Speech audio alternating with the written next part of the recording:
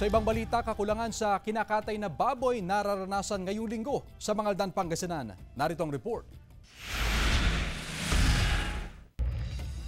Mula sa dating halos 100 baboy na kinakatay kada araw, nabawasan ito ngayon ng halos 50%. Simula nung Lunes, nasa halos 50 baboy na lang ang kinakatay kada araw sa slaughterhouse ng Mangaldan, Pangasinan. Wala na kasing dumarating na supply ng baboy, kaya karamihan sa mga kinakatay nagmumula na lang sa Pangasinan o mga dati pang supply ng mga hog trader. Talagang nagdi-decrease po ang ating katay dahil sa yung supply, lalo na hindi makabiyahe yung mga biyaheros natin sa ating kalapit na lalawigan.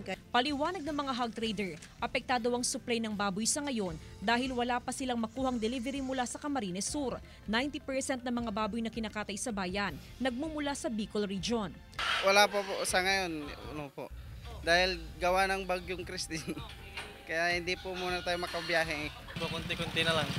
Oo, halos wala ng baboy ngayon. Sa kabila ng kukonting supply, wala namang pagbabago sa presyo ng karne ng baboy dahil ito sa kakaunting demand.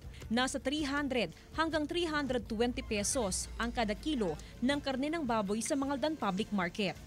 Kasama si Daryl Peralta, Jasmine Gabriel Galban, One North Central Luzon.